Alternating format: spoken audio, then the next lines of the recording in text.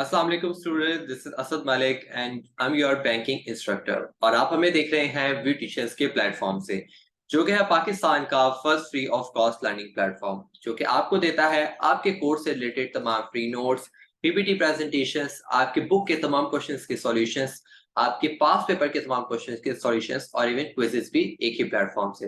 तो स्टूडेंट्स, अगर आपने हमारी वेबसाइट पे अभी तक विजिट नहीं किया है तो इसे फौरन से विजिट कीजिए, डेट इज www.vtuitions.com, और फ्री में साइन अप कीजिए और तमाम नोट्स को डाउनलोड कीजिए अपने एग्जाम्स की प्रिपरेशन के लिए। तो स्टूडेंट्स, आज हम बात करेंगे आपके पास पेपर के सॉल्यूशन के बारे में, जो कि हम डिस्कस करेंगे 2019 को। इससे पहले भी स्टूडेंट्स हम लोग दो लेक्चर्स ऑलरेडी रिकॉर्डेड कर चुके हैं पास पेपर से रिलेटेड ही 2022 और 2021। तो स्टूडेंट्स, अगर आपने वो वीडियो अभी तक नहीं देखी है तो उसे देख लीजिए, डिस्क्रिप्शन में उसका लिंक मौजूद है। और अगर आप हमारे चैनल पर नए हैं और आपने इसे अभी तक सब्सक्राइब नहीं किया है तो इसे फौरन से सब्सक्राइब कर लीजिए और बेल आइकन को भी प्रेस कर दीजिए, ताकि आने वाली तमाम लेटेस्ट अपडेट्स आपको मिलती रहे। तो स्टूडेंट्स, आपको पता है कि बड़ा एक कॉमन प्रॉब्लम है तमाम स्टूडेंट्स का, जब वो एग्जाम की प्रिपरेशन करने के लिए बैठते हैं तो वो ये सोचते हैं कि हमें सॉल्व 5 ईयर लेना चाहिए, अनसॉल्व 5 ईयर लेना चाहिए, या बहुत से ऐसे मसले मसाइल आते हैं कि कुछ क्वेश्चंस होते हैं उनके सॉल्यूशंस उनको 5 ईयर में इतने इफेक्टिव या इतने अच्छे नहीं लगते कि वो उनको एग्जाम में लिख सकें। तो स्टूडेंट्स, आपकी इस प्रॉब्लम का बहुत अच्छा सॉल्यूशन हम लोगों ने ढूंढा है, और आपको तमाम 5 ईयर के जो तमाम क्वेश्चंस हैं उनके सॉल्यूशंस हमने आपके एग्जाम के लिहाज से, जो कि आप लिखेंगे तो इंशाल्लाह आपके मार्क्स भी उसमें कंपैरेटिवली बेटर आएंगे। तो वीडियो को आपने एंड तक जरूर देखना है। मैं आप लोग को इस वीडियो में एक्सप्लेन करूंगा वन टू वन कि आपको सवालों को किस तरीके से अपने एग्जाम में सॉल्व करना है और किस तरीके से आप अपने एग्जाम में अच्छे मार्क्स ले सकते हैं। तो स्टूडेंट्स, आपको पता है कि आपके एग्जाम में 3 पार्ट्स आते हैं, part A, part B, part C. जो सेक्शन पार्ट 1 होता है उसमें सेक्शन ए के नाम से आता है, जो कि होता है मल्टीपल चॉइस क्वेश्चन आंसर। ठीक है, तो इसमें आपको कोई एक आंसर को बताना होता है कि कौन सा क्वेश्चन कौन सा आंसर ठीक है। तो स्टूडेंट ज्यादातर ये क्या करते हैं कि उसको तुक्के लगा देते हैं। अगर आप उस कॉन्सेप्ट को समझेंगे, आपकी अंडरस्टैंडिंग उस टॉपिक से रिलेटेड होगी, तो आप उसको बड़े आसानी से उसका आंसर दे सकते हैं। आपको पता है कि जो इम्पोर्टेंट टॉपिक्स होते हैं उन्हीं में से ही एमसीक्यूज आते हैं। तो आपने सबसे पहले कुछ इम्पोर्टेंट्स आपने रखने होंगे। हम आपको अपने गेस्ट पेपर्स भी आपको प्रोवाइड करेंगे, जो कि आपको पता चल जाएगा कि एग्जाम्स के लिहाज से कौन से चैप्टर्स आपके लिए इम्पोर्टेंट है। तो उसके तमाम लेक्चर्स को, टॉपिक्स को आपको अच्छे से समझना होगा। उसी में से आपके शॉर्ट भी आ सकते हैं, लॉन्ग भी आ सकते हैं और सेक्शन ए भी आ सकता है। तो लेट्स स्टार्ट द वीडियो।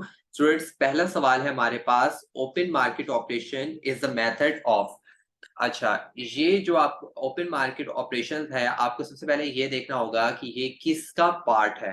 ठीक है, ये होता क्या है ये मार्केट ओपन मार्केट ऑपरेशन। तो आपको मालूम है कि ओपन मार्केट ऑपरेशन कब किए जाते हैं। ये एक क्रेडिट कंट्रोल का एक पार्ट होता है, और इसके अंदर हम क्या करते हैं कि जब हमें क्रेडिट को एक्सपेंड करना होता है, उसको प्रमोट करना होता है, तो हम लोगों से मतलब ये ज्यादातर सेंट्रल बैंक का काम होता है कि सेंट्रल बैंक क्या करती है कि अपने तमाम सिक्योरिटीज को जो उसने बेची होती है मार्केट में, उसको खरीदना शुरू कर देता है, उसको परचेज करना शुरू कर देता है अच्छे रेट्स पे। तो जाहिर सी बात है, जब लोगों को पता चलेगा कि हमारे अच्छे रेट पे हमारे शेयर या बॉन्ड्स बिक रहे हैं, तो वो ऑटोमेटिकली जाकर अपने बॉन्ड्स को बेचना शुरू कर देते हैं, अपनी सिक्योरिटीज को बेचना शुरू कर देते हैं। तो इससे क्या होता है कि उनको क्रेडिट मिलना, मतलब कि उनके पास पैसे आना शुरू हो जाते हैं। इट मीन्स कि मार्केट में या अवाम में पैसा आना शुरू हो जाता है। लेकिन जब तक आपके पास सिक्योरिटी होती है, तो क्या होता है कि अगर मैं for example being a person, being an investor, अगर मैंने किसी कंपनी के शेयर खरीदे हैं या गवर्नमेंट के बॉन्ड्स खरीदे हुए हैं, तो इससे क्या होगा कि मैंने पैसे देकर बॉन्ड खरीद लिए हैं या शेयर्स खरीद लिए हैं। तो वो क्या होगा कि मेरे पास से पैसे चले गए, अब मेरे पास सिर्फ वो सिक्योरिटीज पड़ी हुई, इट मीन्स कि मेरे पास ऑन हैंड कुछ भी नहीं है। तो क्या होगा कि कल को अगर फॉर एग्जांपल मुझे पता चलता है कि ये मैंने 50,000 रुपए का खरीदा था, अब ये 70,000 रुपए का बिक रहा है, तो मैं ऑटोमेटिकली भागकर इसको बेचने की कोशिश करूंगा, क्योंकि मुझे वो प्रॉफिट हो रहा होगा। तो इससे क्या होगा कि मेरे पास पैसे फौरन से आ जाएंगे, ना कि बहुत सी दफा नुकसान भी होता है कि आपको पैसों की जरूरत पड़ती है, आप उसको सस्ते में बेच देते हैं। वो 50,000 रुपए के तो आप 40,000 रुपए में बेच के आ जाते हैं, क्योंकि आपको पैसों की नीड होती है। तो इस तरीके से जब क्रेडिट को एक्सपेंड करना होता है, उसको प्रमोट करना होता है, तो जो गवर्नमेंट होती है, जो सेंट्रल बैंक्स होते हैं, वो शेयर्स को या सिक्योरिटीज को जो है वो खरीदना शुरू कर देते हैं। और इसका कॉन्ट्ररी क्या होता है कि अगर उन्होंने जो सिक्योरिटीज को या क्रेडिट को जो है वो कॉन्ट्रैक्ट करना होता है तो वो सिक्योरिटीज को बेचना शुरू कर देते हैं, सेल करना शुरू कर देते हैं। तो इससे ऑटोमेटिकली क्या होता है, मार्केट से पैसा कम हो जाता है और वो पैसा कहाँ चला जाता है, सेंट्रल बैंक के पास चला जाता है। और ये ज्यादातर तब होता है जब सेंट्रल बैंक को पैसों की जरूरत पड़ती है या उसको क्रेडिट को कंट्रोल करना होता है, मतलब कि पैसों के आगे इतनी ज्यादा फ्लो को, मतलब कि जो इनफ्लो हो रहा होता है, जो डिसबैलेंस हो रहा होता है, उसको बैलेंस करने के लिए ये एक उसकी टेक्निक होती है। तो इसका आंसर होगा D, that is credit control. Number 2 है हमारे पास स्टेट बैंक ऑफ पाकिस्तान कब कब स्टैब्लिश हुआ था। तो ये तो एक डेट है, ये आपको पता होनी चाहिए कि 1948 को पहला हमारा स्टेट बैंक जो है वो पाकिस्तान में आया था। इससे पहले हमारे पास एक ही बैंक था, वो था HBL, हबीब बैंक लिमिटेड, हबीब बैंक, जो कि इंडिया से पाकिस्तान में ट्रांसफर हुआ था। वो 1947 को हमारे पास मौजूद था, एक ही बैंक था। तो उसके बाद हम लोगों को एक सेंट्रल बैंक की जरूरत थी, जो कि हम पहले सेंट्रल बैंक की फैसिलिटीज जो है वो हम इंडिया से ही ले रहे होते थे, लेकिन उसके बाद फिर पाकिस्तान ने अपना एक सेंट्रल बैंक बनाया, स्टेट बैंक ऑफ पाकिस्तान के नाम से, और फिर तमाम सेंट्रल बैंक की फैसिलिटीज जो है वो फिर पाकिस्तान से ही होने लगी। 3 हमारे पास स्केजुअल बैंक्स आर रजिस्टर्ड। अच्छा, स्केजुअल बैंक्स और नॉन स्केजुअल बैंक का मैं आपको डिफरेंस ऑलरेडी बता चुका हूँ कि स्केजुअल बैंक्स जो होते हैं वो रजिस्टर्ड बैंक्स होते हैं, ठीक है, और नॉन स्केजुअल बैंक्स जो होते हैं वो अनरजिस्टर्ड बैंक्स होते हैं, मतलब कि उनका कोई रजिस्ट्रेशन नहीं हुई होती। तो ये रजिस्टर्ड कहाँ से हुए वो होते हैं, ये सेंट्रल बैंक से, मतलब हेड ऑफ द बैंक्स जिसको कहा जाता है, उससे रजिस्टर्ड जो बैंक्स होंगे तो वो हम स्केजुअल बैंक्स बोलते हैं, और जो सेंट्रल बैंक से रजिस्टर्ड नहीं होता वो हम उसको नॉन स्केजुअल बोलते हैं। तो इसके अंदर आपको पता है कि सेंट्रल बैंक कौन सा है, वो है स्टेट बैंक, तो इसका ऑप्शन होगा A, that is state bank. Order, pay order is a pay order, आपको पता होना चाहिए कि पे ऑर्डर क्या होता है। मैं इसको ऑलरेडी आपको चेक्स के टाइप्स में इसको अच्छे से एक्सप्लेन कर चुका हूँ कि चेक पे ऑर्डर क्या होता है, कि जब आप एक बैंक के पास जाते हैं और कहते हैं कि मुझे दूसरे बैंक में पेमेंट करनी है, तो ये बैंक टू बैंक का काम हो रहा होता है, ठीक है। एक बैंक दूसरे बैंक को लिख के भेजती है कि ये पेमेंट जो है इसको इस फला बंदे को ये पेमेंट कर दीजिएगा, ठीक है। तो ये बैंक टू बैंक का काम हो रहा होता है, तो इसलिए इसको बोल रहे होते हैं हम कैशियस चेक, मतलब कि इसमें आप कोई अमल दखल नहीं कर रहे थे, आप कुछ भी नहीं लिख रहे थे, आपने सिर्फ बैंक जाके रिक्वेस्ट कर दिया और उसने खुद ही लिखना है और खुद ही आपने दूसरे बैंक जाके सिर्फ उसको सबमिट करवा देना है। तो इसका दूसरा पे ऑर्डर का दूसरा नाम क्या होता है, कैशियस चेक। अच्छा, उसके बाद है हमारे पास number 5 is importers bank issues. अच्छा, ये चीज है आपको मालूम होनी चाहिए कि ये इसका वैसे आंसर लेटर ऑफ क्रेडिट है। तो जब भी इंपोर्ट एक्सपोर्ट की बात आएगी तो सबसे पहले आपके माइंड में लेटर ऑफ क्रेडिट का नाम आना चाहिए या ट्रेड का नाम आना चाहिए, क्योंकि ट्रेडिंग हो रही है यहाँ पर, ठीक है। तो जब ट्रेडिंग हो रही है तो ऑटोमेटिकली जब ट्रेडिंग के बीच में जब पेमेंट्स का मसला आता है, पेमेंट की ट्रांजेक्शन हो रही होती है, तो उसके अंदर हम लोग लेटर ऑफ क्रेडिट को इशू करते हैं, लेटर ऑफ क्रेडिट बनाते हैं। तो लेटर ऑफ क्रेडिट बनाता है कौन, इंपोर्टर बनाता है, एक्सपोर्टर बनाता है। तो आपको पता चाहिए इंपोर्टर बनाता है जिसने पेमेंट करनी होती है, जिसने पैसे देने होते हैं, तो ऑफ कोर्स वही लेटर ऑफ क्रेडिट को इशू करता है अपने बैंक के जरिए। तो इसका आंसर भी जो है वो है D, that is letter of credit. उसके बाद हमारे पास 6 one is the credit instrument which are transferable from one person to another are. अगर हम एक बंदे से दूसरे बंदे के जरिए कुछ पेमेंट ट्रांसफर कर रहे हैं, मतलब अगर मैं मुझे चेक मिला और मैं पर्सन बी को बोल रहा हूँ या हसन को बोल रहा हूँ कि ये लो तुम जाके अपने अकाउंट में ट्रांसफर करवा लो या तुम अपने बैंक में जाके डिपॉजिट करवा लो, तो ऐसा अगर पॉसिबल होगा तो हम उसको बोलते हैं नेगोशिएबल इंस्ट्रूमेंट। अगर ऐसा नहीं हो सकता, अगर उस पर कोई कोई क्या कहते हैं, कोई कंडीशन लगी हुई है या वो क्रॉस चेक है, तो फिर क्या होगा कि वो आप हसन को वो चेक नहीं दे सकते, ना वो उसको विड्रॉ करवा के आ सकता है, ना ही वो अपने अकाउंट में उसको ट्रांसफर कर सकता है। क्यों? क्योंकि उसमें फिर क्या होगा कि वहां पे वो नेगोशिएबल नहीं है, वो नॉन नेगोशिएबल इंस्ट्रूमेंट आ जाएगा, ठीक है, क्योंकि उसके ऊपर कंडीशन है।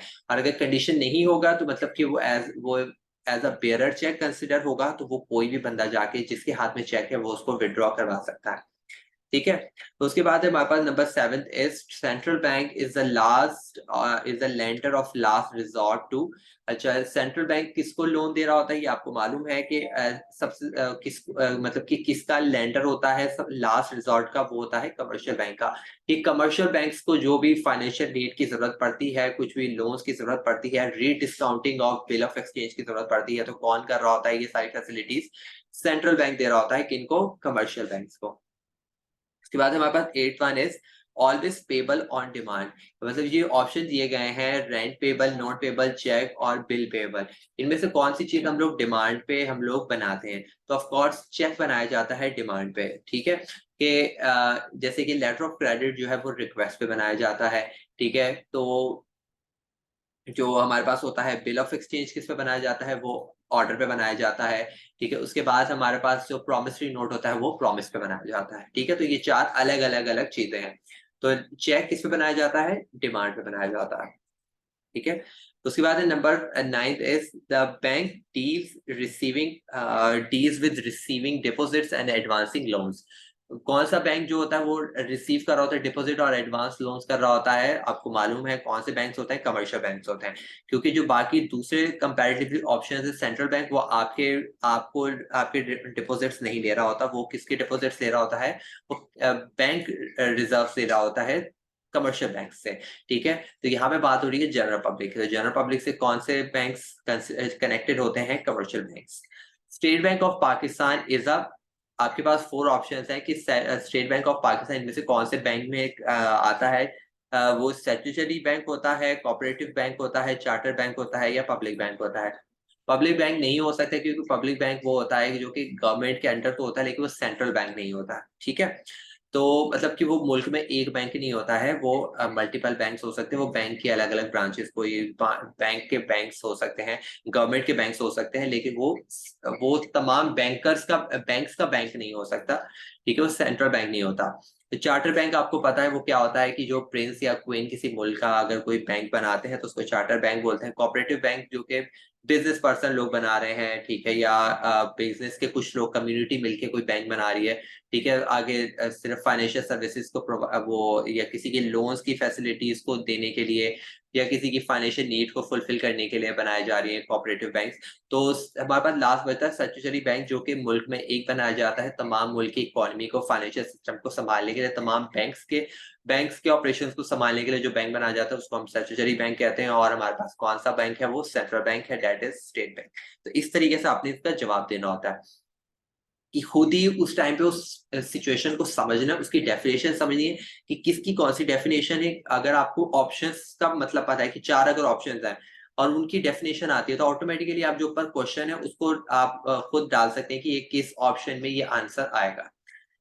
11th है हमारे पास bank rate determination is the function of. Bank rate किसका फंक्शन होता है? बैंक रेट आपको मैंने बताया था कि बैंक रेट जो होता है वो हमेशा सेंट्रल बैंक जो है वो इशू करता है।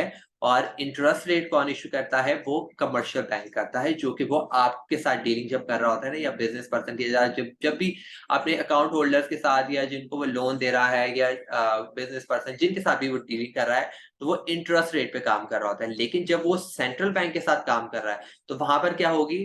बैंक रेट आ जाएगा, क्योंकि सेंट्रल बैंक हमेशा बैंक रेट पर, क्योंकि डिफरेंट डिफरेंट बैंक्स होंगे ना, क्योंकि वो बैंक के साथ उसका कनेक्शन है, तो वो अपना बैंक रेट पे उनके साथ जो भी डीलिंग कर रहा होता है। अगर वो रीडिस्काउंटिंग बिल ऑफ एक्सचेंज कर रहा है, जो आपने कस्टमर से लिया था, ठीक है, आपने उससे खरीद लिया था बिल ऑफ एक्सचेंज, ठीक है, आपने उससे डिस्काउंट कर लिया, कल को कमर्शियल बैंक को भी जरूरत पड़ गई पैसों की, तो वो आगे जब बेचने जाएगा सेंट्रल बैंक को, तो सेंट्रल बैंक अपने बैंक रेट पे लेगा। लेकिन आपने कस्टमर से किस पे लिया था? इंटरेस्ट रेट पे लिया था। सो इस चीज को आपने अंडरस्टैंड करना है। उसके बाद है बाबा 12th one is this is use for foreign payment. Foreign payment के लिए तमाम ऑप्शंस के लिहाज से, जैसे मनी ऑर्डर के जरिए भी फॉरेन पेमेंट हो जाती है, लेकिन क्या होता है कि जो सबसे सेवेस्ट तरीका होता है, जो कि हर कोई फॉलो कर रहा होता है, वो बिल ऑफ एक्सचेंज के जरिए कर रहा होता है, क्योंकि एक डॉक्यूमेंट होता है जिसके जरिए एश्योरिटी हो जाती है कि हाँ, हमें ये तमाम पेमेंट्स हमें मिल जाएगी, क्योंकि हम फॉरेन पेमेंट्स कर रहे हैं, ट्रांसफर नहीं कर रहा है। ठीक है, मनी ऑर्डर के जरिए भी कर सकते हैं और पोस्टल ऑर्डर के जरिए भी कर सकते हैं, लेकिन वो ये होता है कि अगर सिर्फ हमें कोई ट्रांजेक्शन मतलब कोई बिजनेस ट्रांजेक्शन की तरफ नहीं जा रहे हैं, सिर्फ किसी को पैसे भेजने हैं, ठीक है, अपने लव वंस को भेजना है, अपनी फैमिली को भेज रहे हैं पैसे, तो उसके लिए मनी ऑर्डर आगे आता है। लेकिन ये अब इतना सेफ तरीका नहीं रहा है, तो लोग अब जो है वो बिजनेस की तरफ जब आते हैं तो बिल ऑफ एक्सचेंज की तरफ आ रहे होते हैं। बैंक डज नॉट पे interest on this account. Bank जो है किस पे, इन चारों ऑप्शन में से किस पे ऊपर इंटरेस्ट रेट नहीं देता। ठीक है, आपको पता है कि सेविंग अकाउंट पे एक अच्छा मतलब कि एक small amount of interest rate आपको मिलता है। ठीक है, monthly, yearly, quarterly, semi annually. ठीक है, तो इस तरीके से आपको इसमें इंटरेस्ट रेट मिलता रहता है। फिक्स रेट पे, फिक्स अकाउंट पे क्या होता है कि आपको एक फिक्स इंटरेस्ट रेट मिलता है, कंपैरेटिवली सेविंग अकाउंट के लिहाज से आपको थोड़ा अच्छा रेट ऑफ इंटरेस्ट मिलता है, और ये फिक्स टाइम के बाद आपको पैसे इसके आप विड्रॉ करवा सकते हैं, और ये फ्यूचर बेनिफिट्स के लिए होता है। प्रॉफिट एंड लॉस क्या होता है कि इसके अंदर आपको प्रॉफिट एंड लॉस हो रहा होता है, ये जैसे कि होम सेविंग्स वाला जो होता था बैंक, तो उसके अंदर भी वो सेविंग अकाउंट्स की तरह काम कर रहा होता है प्रॉफिट एंड लॉस वाला, कि अगर प्रॉफिट होगा तो ही आपको पैसे मिलेंगे। ठीक है, अगर लॉस होगा तो भी आपको उसमें लॉस भी हो सकता है, जितने अमाउंट का आपको लॉस हो उतने ही अमाउंट का आपको प्रॉफिट भी हो सकता है। तो जो हमारे पास लास्ट में बचता है करंट अकाउंट, जो कि बिजनेस पर्सनल्स के लिए बनाया जाता है, और इसमें कोई भी इंटरेस्ट रेट इशू नहीं किया जाता, तो इसलिए इसका ऑप्शन होगा A, that is current account. उसके बाद हमारे पास लेटर ऑफ क्रेडिट इज क्या, इज अ रिक्वेस्ट। मैंने आपको जब चेक का बताया था तो मैंने तब बताया था कि लेटर ऑफ क्रेडिट क्या होता है कि रिक्वेस्ट होती है।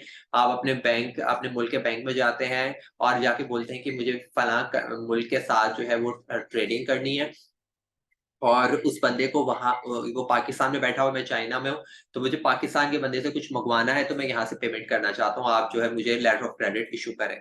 ठीक है, तो इस तरीके से ये एक रिक्वेस्ट कर रहे होते हो बैंक जाकर, तो इसलिए it's a request. The number of parties involve in a cheque, मैंने आपको बताया था कि चेक में कितनी पार्टीज इन्वॉल्व होती हैं, 3। कौन कौन सा होता है? Drawer, ड्रॉई and bank. कि जो बंदा चेक दे रहा है वो ड्रॉवर होता है, जो चेक रिसीव कर रहा है वो ड्रॉई होता है, और जो चेक के अगेंस्ट में आपको तमाम सर्विसेज प्रोवाइड कर रहा है वो बैंक होता है। मतलब इसके अंदर 3 पार्टीज होती हैं। उसके बाद हमारे पास last one, the first central bank of the world is. Central bank बोले या कमर्शियल बैंक बोले, तो आपको हमारे दुनिया का पहला बैंक कौन सा था? वो बैंक ऑफ इंग्लैंड था। ठीक है, तो यहाँ पे आपको कंफ्यूज करने के लिए दे रहा है कि सेंट्रल बैंक या सेंट्रल बैंक का नाम यूज कर रहे हैं, यहाँ पे वो कमर्शियल बैंक भी यूज कर सकते हैं या सिर्फ फर्स्ट बैंक भी यूज कर सकते हैं, तो आप इसको बैंक ऑफ इंग्लैंड इसका आंसर दे देंगे। ठीक है जी, तो ये हो गया अब आपका सेक्शन 2, सेक्शन ए। अब हम डिस्कस करेंगे आपके साथ सेक्शन बी, जो कि बहुत इंपॉर्टेंट है। ठीक है, और थोड़ा सा थ्योरी बेस है, तो इसको वीडियो को एंड तक देखिएगा। अ, इसको कोशिश करते हैं कि साथ साथ मैं आपको समझाता भी रहूं, ताकि आपकी अंडरस्टैंडिंग भी हो जाए उस टॉपिक से रिलेटेड है, कि अगर आपने हमारी वीडियोस नहीं देखी है, लेक्चर्स को फॉलो नहीं कर रहे, तो इसमें थोड़ा बहुत आपको नो हाउ आइडिया हो जाएगा। लेकिन अगर आपको डिटेल में समझना है, तो आप जो है हमारे लेक्चर्स में, जो हमारी प्लेलिस्ट पे जाकर आप तमाम नोट्स को, तमाम वीडियोस को देख सकते हैं। ठीक है, और नोट्स जो है आप हमारी वेबसाइट से डाउनलोड करेंगे, और लेक्चर समझने हैं तो आप हमारे यूट्यूब चैनल से इसको समझ सकते हैं। शॉर्ट क्वेश्चन आंसर्स है। नंबर 1 है हमारे पास define endorsement, define describe general and special endorsement.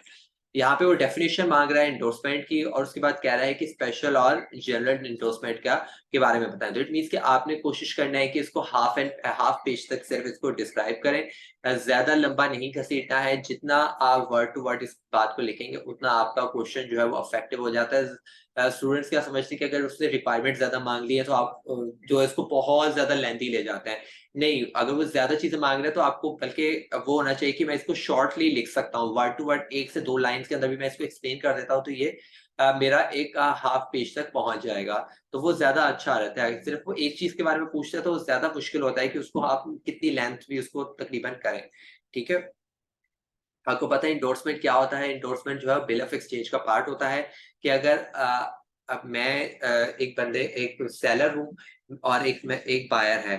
ठीक है, मैंने बिल ऑफ एक्सचेंज बना लिया, या इसकी आप एक चेक की भी एग्जांपल ले सकते हैं। चेक से एक मैं आपको मिसाल दे देता हूँ, आपको इंडोर्समेंट समझ आ जाएगा कि अगर मैंने एक बंदे को चेक दिया है, ठीक है, मिस्टर अली को मैंने चेक पेमेंट किया, ठीक है, अब मिस्टर अली कहते हैं कि मुझे चेक की जरूरत नहीं है, उन्होंने आगे किसी मिस्टर हसन को पेमेंट करनी थी, तो उन्होंने बोला कि अभी मैंने चेक तो कैश करवाया नहीं है, तो तुम एक काम करो हसन, तुम ये चेक ले जाओ, मैं तुम्हारा नाम पीछे लिख देता हूँ। मतलब इंडोर्समेंट का पीछे अगर आप कभी भी इवन अगर आपके घर में किसी का बैंक अकाउंट है, अगर उनके पास चेक बुक है तो आप चेक बुक उनकी चेक करिएगा, चेक बुक के बैक साइड पे इंडोर्समेंट का ऑप्शन होता है। ठीक है, अब वहां पर इंडोर्समेंट पे आप उस बंदे का नाम लिखेंगे, मिस्टर हसन का नाम लिखेंगे, साइन करेंगे, बोलेंगे कि ये पेमेंट जो है आप इनको आज से, ये अब से ये चेक जो है ये इस इंसान का है, तो वो आपने ट्रांसफर कर दिया। ठीक है, तो इस प्रोसेस को क्या बोलते हैं आप, इंडोर्समेंट। ये ज्यादातर हम बिल ऑफ एक्सचेंज में कर रहे होते हैं, लेकिन चेक्स के अंदर भी हम कर रहे होते हैं। चेक्स के अंदर ज्यादा जरूरत नहीं होती है, क्योंकि चेक कोई भी बंदा जाके विड्रॉ करवा सकता है अगर उसका नाम मौजूद नहीं है। तो ये ज्यादातर जो हो रहा होता है, ये बिल ऑफ एक्सचेंज में हो रहा होता है कि अब जब हम बिल ऑफ एक्सचेंज की ट्रांजेक्शन कर रहे होते हैं, क्योंकि वो एक काफी टाइम के बाद पैसे मिलने होते हैं, तो आप जो है उसी दौरान आप किसी बंदे को पेमेंट करनी होती है, तो आप उसको bill of exchange he transfer कर देते हो कि यार तुम ये फलां तारीख को जाके, मैं नहीं ले रहा ये तुम पैसे, ये तुम ले लो, ये बिल ऑफ एक्सचेंज, और इस फलां तारीख को जाके ये पैसे तुम इस बंदे से ले लेना, तो मेरा काम भी हो जाएगा, तुम्हारा काम भी हो जाएगा। तो इसलिए इंडोर्समेंट बनाई जाती है। ब्लैंक इंडोर्समेंट और जनरल इंडोर्समेंट के अंदर क्या होता है कि जब उसमें कोई भी सिर्फ आपने उसको पकड़ा दिया बिल ऑफ एक्सचेंज, तो क्या होगा कि वो उसी का हो गया। मतलब कि जिस बंदे के पास अगर ये मोबाइल है, ठीक है, इस पे कोई नाम नहीं लिखा हुआ, मतलब कि ये इस पे कोई आइडेंटिटी नहीं, आपको ये पड़ा हुआ जमीन पे मिला है, ठीक है, आपने इसको इरेज किया, रिस्टोर किया, अब इसके बारे में क्या पता चलेगा कि ये किसका किसका मोबाइल है, किसका नहीं है। ठीक है, या इसकी एक और मिसाल ले लेते हैं कि ये इसका नाम है, ठीक है, आप इसकी कंपनी का नाम है, मैं हटा देता हूँ, ठीक है, तो क्या होगा कि पता ही नहीं चलेगा किसका मोबाइल है, जब तक मैं इसकी डिटेल में नहीं जाऊंगा या इसकी पता नहीं कराऊंगा ये किस कंपनी का मोबाइल है। ठीक है, तो ये इस मीन्स की ये जिसके पास मोबाइल होगा, तो ये नीचे पड़ा हुआ मिला है ना, ठीक है, तो मुझे पड़ा हुआ मिला, मैं बोलूंगा ये मेरा है। ठीक है, तो इट मीन्स की यही चीज है कि जब बिल ऑफ एक्सचेंज आपने किसी तीसरे बंदे को दे दिया, इवन मिसप्लेस भी हो जाता है, तो वो उस बंदे का हो जाता है। ठीक है, तो अगर आप इसमें कोई भी ट्रांसफर करने की या पीछे उस बंदे की नाम लिखने की या उसको साइन करने की जरूरत नहीं होती, आपने सिर्फ उस बंदे को पकड़ा दे तो बोलते हो यार इस फला तारीख को जाके इस बंदे से ये पैसे ले लेना। लेकिन स्पेशल इंडोर्समेंट के अंदर आपको स्पेशल उस बंदे का नाम लिखना पड़ता है, उसकी डिटेल्स लिखनी पड़ती है, साइन करना पड़ता है, स्टैंप लगाना पड़ता है कि ये मैं खुद अपनी मर्जी से इस बंदे के नाम ये ट्रांसफर कर रहा हूँ। और स्पेशल इंडोर्समेंट हमेशा ह्यूज अमाउंट्स के लिए किया जाता है, और ब्लैंक इंडोर्समेंट हमेशा स्मॉल अमाउंट्स के लिए किया जाता है, जिसमें आप रिस्क ले सकते हैं। स्पेशल इंडोर्समेंट के अंदर आप रिस्क नहीं लेना चाह रहे होते, तो इससे आप इसमें प्रॉपरली एक डिटेल के साथ चल रहे होते हैं, एक प्रोसीजर के साथ चल रहे होता है। क्वेश्चन 2 है हमारे पास, what does a bank honour dishonour a cheque, describe any three. अच्छा, रिक्वायरमेंट को जरूर देखा करें कि अगर यहाँ पे उसने 3 रीजंस मांगे हैं, तो आपने सिर्फ 3 रीजंस ही बताने हैं, उससे ज्यादा आपने रीजंस नहीं बताने हैं। यहाँ पे अगर वो डिसऑनर ऑफ चेक की बात कर रहा है, तो आपने यहाँ पे चेक की डेफिनेशन लिखना नहीं शुरू हो जाना, आपने डायरेक्ट हेडिंग डालनी है डिसऑनर ऑफ चेक की, और नीचे से उसकी टाइप्स के बारे में लिखना शुरू कर देना है, रीजंस के बारे में कि किन वजूहात की वजह से आपका चेक जो है वो डिसऑनर हो जाता है, या रिजेक्ट हो जाता है, या बाउंस हो जाता है। या तो आपके अकाउंट में पैसे नहीं होंगे, और वो बंदा जो आएगा चेक लेने के लिए आएगा, बैंक में बोलेगा कि ये कैश कर दें, और वो बैंक वाला बोलेगा कि आप जिस बंदे ने आपको चेक बना के दिया उसके तो अकाउंट में पैसे ही नहीं है, तो वो इनसफिशिएंट फंड की वजह से होगा और आपका चेक जो है वो डिसऑनर हो जाता है। ये भी हो सकता है कि एक फला बंदे ने आपको एक फला तारीख के लिए चेक दिया था, आप उन दिन उस तब गए और आपको पता चला कि पीछे से वो जो साहब जी थे वो इंतकाल कर गए हैं, या उनका दिमागी तवाज़ुन जो है वो ठीक नहीं है, तो इसकी वजह से उनके अकाउंट, उनके जो तमाम बैंक अकाउंट्स हैं उनको फॉर अ टाइम जो है वो बंद कर दिया गया, उनकी ट्रांज़ैक्शन नहीं होंगी। ठीक है, तो इस रीज़न पे भी आपका जो चेक है वो डिसऑनर हो जाता है। फ्रोजन अकाउंट और गार्निशी ऑर्डर, इसमें क्या होता है कि अगर फॉर एग्जांपल कोई बंदा जो है किसी क्रिमिनल केस में या कुछ ऐसे फ्रॉड के केस में या कोई करप्शन के केस में फंस गया है, और इस पे कोई कोर्ट की तरफ से कोई केस चल रहा है, तो इस रीजन पे भी कोर्ट की तरफ से एक ऑर्डर आता है बैंक्स को कि या जहां भी उसका अकाउंट है, कि जहां जिन जिन भी हो सकता है ना कि मल्टीपल बैंक्स में उसके अकाउंट्स हो सकते हैं, तो तमाम जगह पे रिक्वेस्ट जाएगी, एक ऑर्डर जाएगा कोर्ट की तरफ से कि इसके अकाउंट जो है वो फ्रीज कर दिए जाए, बंद कर दिए जाए। ठीक है, इस तमाम ट्रांजेक्शन को रोक दिया जाए, तो इस दौरान अगर कोई बंदा पेमेंट के लिए आता है तो उसको पेमेंट नहीं दी जाएगी, उसके चेक को एंटरटेन नहीं किया जाएगा। उसके बाद वो पूछ रहा है, analyse the principles of using bank funds, explain anyone, आपने सिर्फ नाम लिखने हैं प्रिंसिपल्स के कि उसके कौन से प्रिंसिपल्स होते हैं, उसके बाद आपको जो भी आसान लगता है, जो भी इसकी अंडरस्टैंडिंग आपकी ज्यादा है, उसमें से किसी एक को एक्सप्लेन कर दीजिए। 5 to 6 लाइन्स में आप उसको एक्सप्लेन कर देंगे, दैट्स इनफ। ठीक है, तो जब मतलब ये कहना चाह रहे हैं कि जो बैंक फंड्स हैं वो बैंक को कहाँ कहाँ पर इस्तेमाल करने चाहिए, किन किन चीजों का किन किन चीजों का अपने नजर में रखना चाहिए जब उसके पास बैंक फंड्स आए। बैंक फंड्स आते कहाँ से बैंक के पास? आप लोगों के जरिए, जो आप लोग डिपॉजिट कराते हैं, जो आप लोग पैसे जाके बैंक में जमा कराते हैं, वही बैंक के फंड्स होते हैं। और उसको किस तरीके से यूज करने से पहले किन किन चीजों के बारे में सोचे, सेफ्टी, या कि हम मुझे जो है उन पैसों को सेफ जगह पे इस्तेमाल करना है, क्योंकि बैंक के लिहाज से बात कर रहा हूँ कि बैंक, कमर्शियल बैंक ये सोचेगा कि मैंने इन पैसों को सेफ जगह पे इन्वेस्ट करना है, ताकि क्योंकि ये पैसे जो है मेरे ऊपर लाइबिलिटी है, कल को अगर वो मुझसे कहता है मेरे पैसे वापस करो, तो मुझे उसके पैसे सारे के सारे वापस करने पड़ेंगे। तो इट मीन्स के बैंक को बड़े ही सेफली तरीके से इन्वेस्टमेंट करनी पड़ेगी। उसके बाद है लिक्विडिटी। लिक्विडिटी मीन्स कि ऐसी जगह पे इन्वेस्ट करे, उन पैसों को इस तरीके से इस्तेमाल करे कि कल को अगर वो पैसों को रिकवर करना चाहे, उनको कैश में कन्वर्ट करना चाहे, तो फौरन से कन्वर्ट हो जाए। मतलब कि अगर फॉर एग्जांपल एक बैंक जो है वो बिल्डिंग्स खरीद रही है, प्लॉट्स खरीद रही है, जमीनें खरीद रही है, ठीक है, तो ये क्या होती है, फिक्स एसेट्स होते हैं और इनको बेचने में टाइम लगता है, ये इजीली कन्वर्टेबल इनटू कैश नहीं होता है।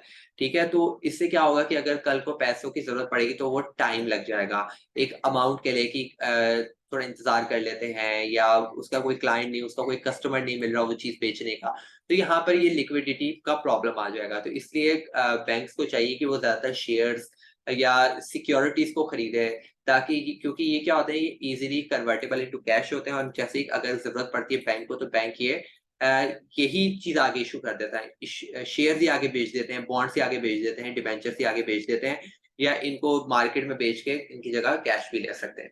ठीक है, तो ये लिक्विडिटी देखना पड़ेगा बैंक को।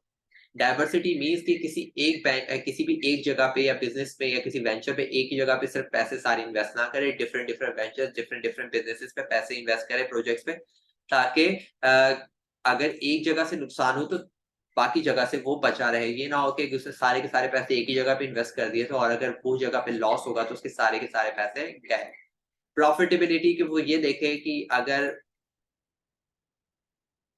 कोई ऐसा बिजनेस जो कि प्रॉफिट में जा रहा है, या उसके प्रॉफिटेबिलिटी और स्टेबिलिटी दोनों एक दूसरे से लिंक करते हैं, तो मतलब कि उसने प्रॉफिट भी को भी देखना है, उसकी स्टेबिलिटी को भी देखना है, तो इसके ग्रोथ के चांसेस भी देखने हैं कि ये कंपनी जो है ये काफी टाइम से प्रॉफिट में जा रही है, और आने वाले टाइम में इसकी स्टेबिलिटी, इसके ग्रोथ के चांसेस भी हैं। तो ये चीजों को उसको मद्देनजर में रखकर उन पैसों को उस जगह पे इन्वेस्ट करना होगा, उन प्रोजेक्ट्स में इस्तेमाल करना होगा, क्योंकि वो आगे इन्वेस्ट करेगा, वहां से उसको प्रॉफिट आएगा, तो ही वो आगे अपने कस्टमर्स को, जो जिन्होंने उसके ऊपर ट्रस्ट करके पैसे डिपॉजिट करवाए हैं, उनके साथ प्रॉफिट भी शेयर करेगा in the form of interest. और अगर कल को उनको पैसों की जरूरत पड़ती है तो उनके पैसे भी उनको देने पड़ेंगे। आप इन्वेस्ट भी कर रहे हैं और साथ में उनके पैसे भी कहीं नहीं जाने चाहिए। ठीक है, उसके बाद है question 4, describe foreign exchange and rate of exchange. जब ये बड़ा आसान सा टॉपिक है कि अगर फॉर एग्जांपल आपने कोई भी इंपोर्ट एक्सपोर्ट कर रहे हैं या कोई भी इंटरनेशनल ट्रांजैक्शन कर रहे हैं, तो आपको क्या करना, आपको इंटरनेशनल करेंसी की जरूरत पड़ती है। अगर आप अमेरिका से कर रहे हैं तो आपको डॉलर की जरूरत पड़ेगी। ठीक है, अगर आप दुबई से कुछ मंगवा रहे हैं तो आपको दिरहम की जरूरत पड़ेगी। ठीक है, तो इस तरीके से ये फॉरेन एक्सचेंज होता है। ठीक है, कि फॉरेन एक्सचेंज कहाँ पर आता है, जब आपने कोई भी इंटरनेशनल ट्रांजैक्शन करनी होगी। ठीक है, तो उसके लिए आपको जब आपने सोच लिया कि हाँ मुझे डॉलर चाहिए, तो फिर डॉलर का रेट ऑफ एक्सचेंज भी आपको मालूम होना चाहिए। या अगर आप जैसे कि एग्जांपल में लिखा हुआ है कि आपकी वैल्यू उस करेंसी की अपनी करेंसी की वैल्यू के साथ आपको कंपेयर करनी पड़ेगी। कि अगर मैं एक दिरहम लेता हूँ तो एक दिरहम मेरे पाकिस्तानी रुपीस के कितने बराबर होगा, 78.48 अराउंड।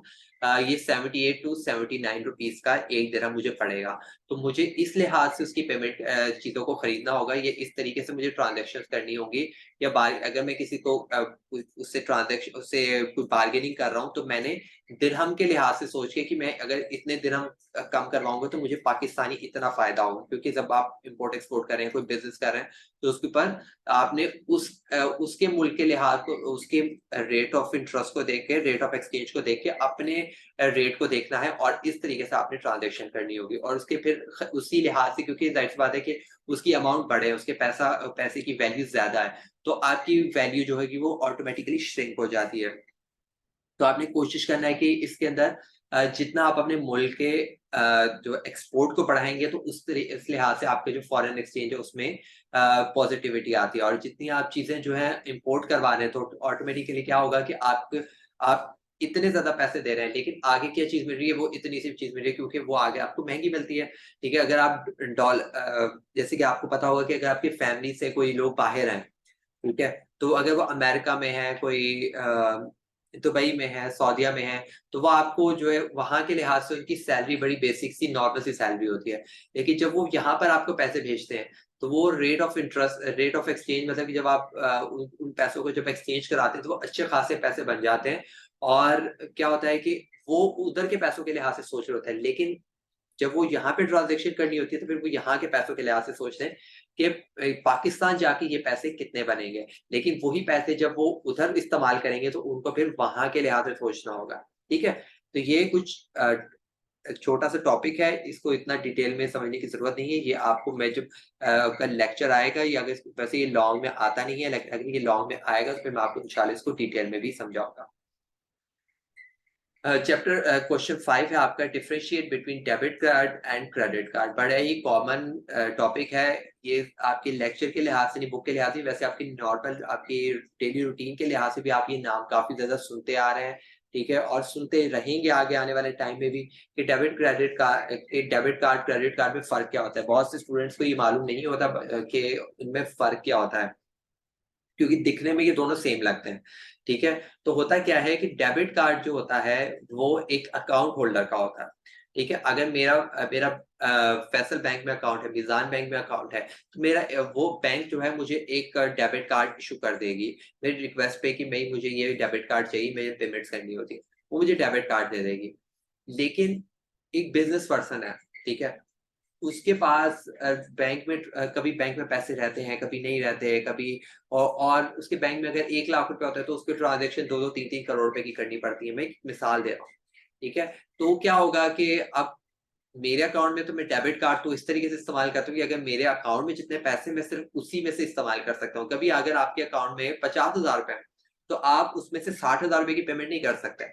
क्यों? क्योंकि आप डेबिट कार्ड आपको ये अलाउ नहीं करता। लेकिन क्रेडिट कार्ड जो होता है वो आपको अलाउ करता है कि अगर आप 50,000 रुपए की चीज आपके अकाउंट में 0 रुपए है, आपके पास 1 रुपया भी नहीं है, ठीक है, तो आप जितनी चाहे ट्रांजेक्शन आप आगे कर सकते हैं। और इसका मंथली बिल आता है, क्रेडिट कार्ड्स का बिल आता है मंथली। ठीक है, इसके लिए आपको अकाउंट बनाने की भी जरूरत नहीं पड़ती है, कि आप सिर्फ जाके बैंक में जाके क्रेडिट कार्ड के लिए इशू कर सकते हैं। ठीक है, आपकी इसकी वैसे आपको ये अकाउंट होल्डर्स को भी ये इशू किया जाता है, लेकिन अगर उसके लिए आपको बैंक अकाउंट भी बनवाने की जरूरत नहीं, सिर्फ आप बैंक जाएंगे और वहां जाके वो आपके कुछ डॉक्यूमेंट्स देंगे, आपको क्रेडिट कार्ड दे देते हैं वो। ठीक है, आपकी बिजनेस की कुछ डॉक्यूमेंट्स की जरूरत होती है, उसका आपके कुछ बैकग्राउंड का देखने की जरूरत होती है, कि ये बंदा इधर हमें पैसे देगा भी या नहीं, इसकी क्रेडिबिलिटी कितनी है, इसकी गुडविल कितनी है।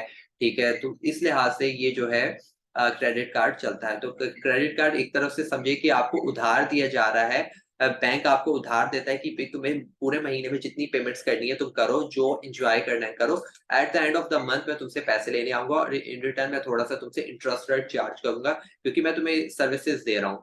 लेकिन डेबिट कार्ड के अंदर कोई इंटरेस्ट रेट नहीं काटा जाता, बल्कि सिर्फ एक सर्विस चार्जेस काटे जाते हैं। वो इंटरेस्ट रेट नहीं होता, वो कोई फिक्स नहीं होता, वो सिर्फ एक सर्विस चार्जेस होते हैं, वो बहुत सी जगह कटते भी नहीं है। ठीक है, वो सिर्फ तब करते हैं जब आप अगर कोई विड्रॉ करवा रहे हैं, तो विड्रॉ पे क्या होता है कि अगर आप किसी और एटीएम मशीन को इस्तेमाल करें, तो उसके कुछ सर्विस चार्जेस होते हैं। ठीक है, वरना पेमेंट के कुछ भी चार्जेस नहीं होते। क्वेश्चन 6 है हमारे पास, define letter of credit, letter of various endless its various kinds. ये बड़ा इंपॉर्टेंट टॉपिक है, तो इसको कोशिश कीजिएगा, इसको जरा गौर से समझिएगा। ठीक है, ये होता क्या है, लेटर ऑफ क्रेडिट इस्तेमाल होता है हमारे इंपोर्ट एक्सपोर्ट के लिए।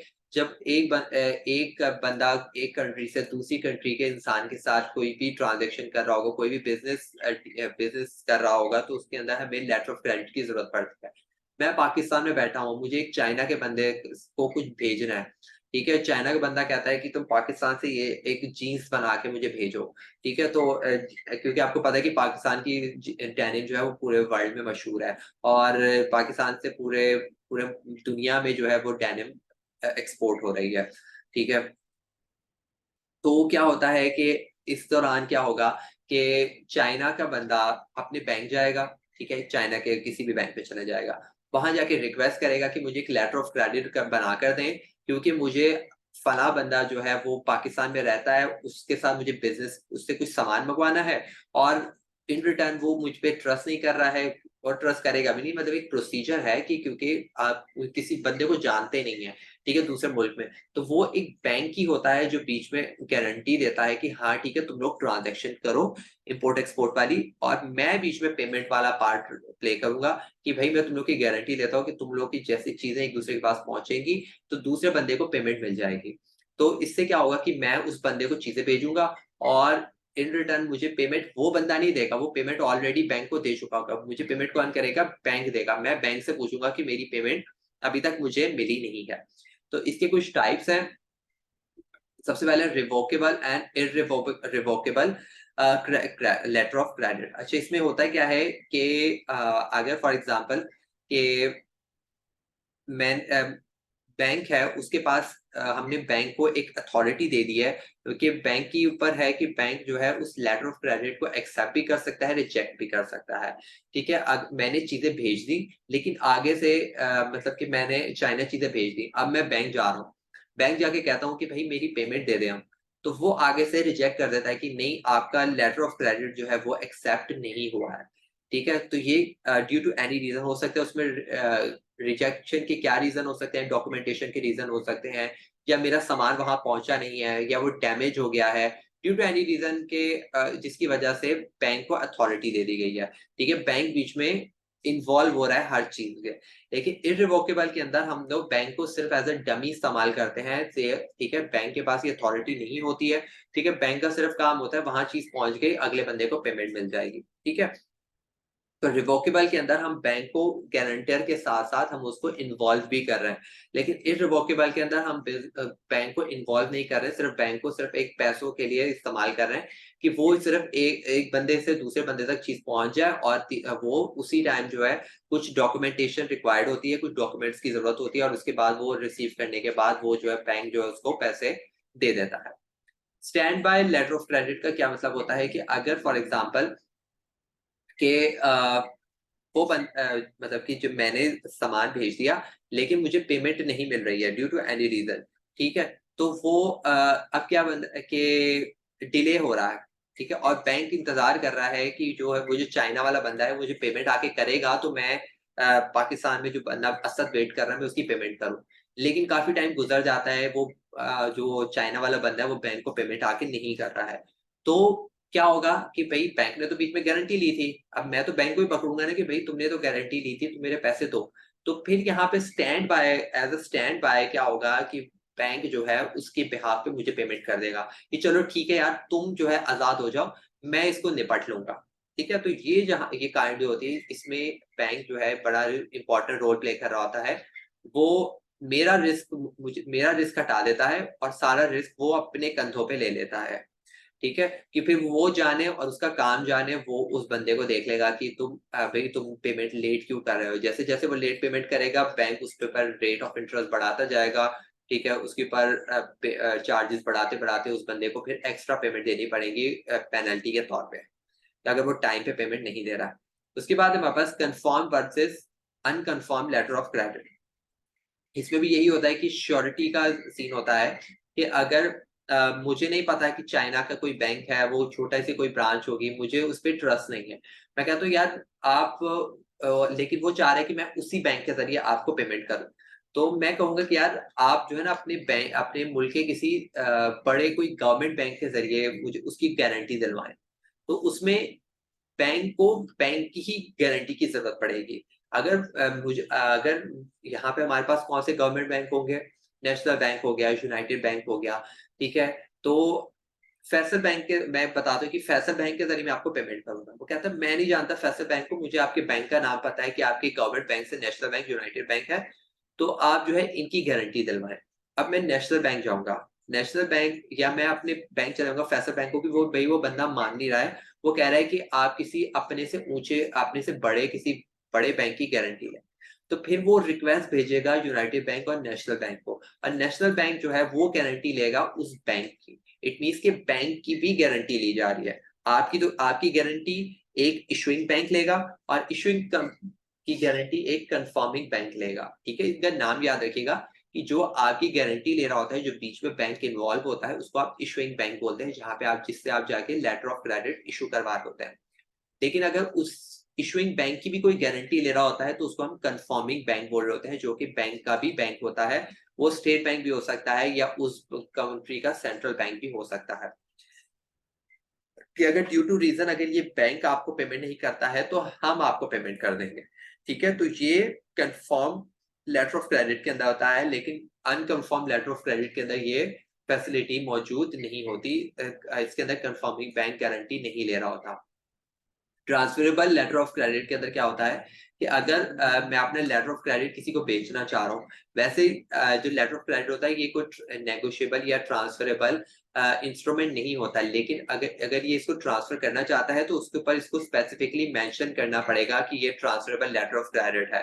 ठीक है, तो अगर कल को मुझे पैसों की जरूरत पड़ती है तो मैं किसी थर्ड पर्सन को बेच दूंगा और उसको बोलूंगा कि तुम इस फला तारीख में इस बैंक से जाके अपनी पेमेंट उठा लेना, तुम्हें मिल जाएंगे और तुम मुझे पैसे दे दो। ठीक है, तो ये ट्रांसफर लेटर ऑफ क्रेडिट हो जाएगा। Back to back letter of credit क्या होता है कि इसके अंदर मल्टीपल ट्रांजेक्शन एक ही कंट्री से हो रही हैं, या एक ही बंदा जो है वो, या वहां से भी ट्रांजेक्शन हो रही है, यहाँ से भी ट्रांजेक्शन हो रही है, एक ही बंदे की अभी पेंडिंग पे पेमेंट थी और दोबारा से कोई दूसरी पेंडिंग पे आ जाती है, इधर इसको back to back letter of credit कहा जाता है। पेमेंट एट साइड और डेफर्ड लेटर ऑफ क्रेडिट क्या होता है कि अगर आपको पता है कि मैंने आपको शुरू में बताया था कि कुछ डॉक्यूमेंटेशन की जरूरत पड़ती है। अब आपकी पेमेंट आ गई है, ठीक है, मतलब कि बैंक के पास आ गई है। अब बैंक कहता है कि जो है आप अपनी कोई डॉक्यूमेंटेशन जो है वो हमारे करवाइए, आप डॉक्यूमेंटेशन करवाएंगे तो ही आपकी पेमेंट मिलेगी। तो पेमेंट एट साइड पे क्या होता है कि उसने डॉक्यूमेंटेशन करवाई और विद इन 7 डेज उसको उसकी पेमेंट मिल जाती है। लेकिन डेफर्ड लेटर ऑफ क्रेडिट के अंदर क्या होता है कि वो डॉक्यूमेंटेशन तो करवा चुका होता है, लेकिन पीछे से पेमेंट में थोड़ा डिले हो जाता है, थोड़ा वो डिले हो जाता है, और इसमें लिखा हुआ होता है, उसके अंदर मेंशन होता है कि डेफर्ड लेटर ऑफ क्रेडिट, मतलब कि ये थोड़ा टाइम लेगा, टाइमली आपको थोड़ी पेमेंट मिलेगी। ऐसा नहीं कि आपको फौरन से पेमेंट मिल जाएगी, 1 महीना लगेगा, 2 महीने लगेंगे आपको पेमेंट मिलने में। तो ये सब चीजें मेंशन्ड होती है, ऐसा नहीं होता कि आपको उसी टाइम पता चल रहा है। ये सारे के सारे जो काइंड्स है, इट मींस कि ये डिफरेंट डिफरेंट काइंड्स के लेटर ऑफ क्रेडिट्स होते हैं। इट मींस कि उनमें मेंशन होगा कि ये रिवॉकेबल है, ये स्टैंड बाय है, ये कंफर्म है, ये ट्रांसफरेबल है, या पेमेंट एट साइट है, ये डेफर्ड लेटर ऑफ क्रेडिट है। उसके बाद लास्ट वन हमारे पास, ये बड़ा इंपॉर्टेंट होता है, red green clause letter of credit. अच्छा, रेड जो होता है ना, रेड का होता ये है कि अगर एक आपको बहुत बड़ा ऑर्डर आ गया, लेकिन आपके पास इतनी पेमेंट नहीं थी उसको बनाने के लिए, तो आप उस इंपोर्टर को आप कॉल करते हैं और उसको कहते हैं कि यार सीन ये है कि मेरे पास इतने पैसे नहीं हैं कि मैं जो है तुम्हारे इस मटेरियल को बना सकूं, मेरे पास रॉ मटेरियल के इतने पैसे नहीं, क्योंकि ये काफी एक्सपेंसिव, तुमने रॉ मटेरियल बोला है, एक्सपेंसिव चीजें बोली हैं, मैं बना तो दूंगा लेकिन इसके लिए मेरे पास अभी पैसे नहीं है कि मैं इसका रॉ मटेरियल। तो इसमें क्या होगा कि रिक्वेस्ट कर रहा होगा, और अगर उस बंदे को इस पे ट्रस्ट होगा तो वो इसको कुछ एडवांस पेमेंट कर देगा वो सामान खरीदने के लिए। तो यहाँ पर red clause letter of credit बनाया जाता है कि मैंने इस बंदे को इतना एडवांस कर दिया है और इसको मैंने बाकी अभी पेमेंट अभी रहती है। लेकिन अगर ग्रीन भी हो, ग्रीन के अंदर क्या होता है कि अगर फॉर एग्जांपल कि वो कुछ बहुत हैवी मटेरियल था, कुछ ऐसी चीज थी जो कि शिप्स के जरिए जा रही है और उसमें एक का हैवी अमाउंट लगती है, तो उसमें क्या होगा कि अगर उसके पास वो भी पेमेंट नहीं है, तो वो क्या करेगा कि वो भी रिक्वेस्ट करेगा कि मेरे पास ना रॉ मटेरियल के पैसे हैं, ना मेरे पास ट्रांसपोर्टेशन के पैसे हैं, मैं सिर्फ आपको चीजें बना के दे सकता हूँ। ठीक है, वो मेरे पास एक्सेस है, मेरे पास मशीनरी है, मैं आपको बना के दे दूंगा, अच्छे से पैकिंग वैकिंग कर दूंगा, लेकिन जो ट्रांसपोर्टेशन के चार्जेस होंगे, जो रॉ मटेरियल के चार्जेस होंगे, वो आप मुझे एज एन एडवांस देंगे तो ही मैं करूंगा। तो ये यहाँ पे आ जाएगा ग्रीन लेटर ऑफ क्रेडिट बनाकर देगा उसको वो, ठीक है। तो इट मीन्स कि रेड के अंदर सिर्फ वो आपके रॉ मटेरियल के लिए पेमेंट देता है, लेकिन ग्रीन के अंदर वो आपके रॉ मटेरियल की तो देता ही देता है, लेकिन साथ में आपके ट्रांसपोर्टेशन के भी चार्जेस वो ही पे करता है आपको। आप पैसे आप ही को देता है, आप ही पेमेंट करते हैं, लेकिन वो आपको एडवांस पेमेंट बैंक के जरिए करवा देता है, और ताकि जो है आप उसकी वो रिक्वायरमेंट वो प्रोसेस को आगे चला सकें। क्वेश्चन 7 है हमारे पास, define cheque, describe its parties. Cheque आपको पता है कि एक पीस ऑफ डॉक्यूमेंट होता है जिसके जरिए आप जो है पैसों को ट्रांसफर करते हैं, ठीक है, और उस चेक के जरिए आप जो है अपने पैसों को विड्रॉ करवा सकते हैं, ठीक है, जिसमें कोई अमाउंट लिखी हुई होती है और उस पर साइन होते हैं, ठीक है।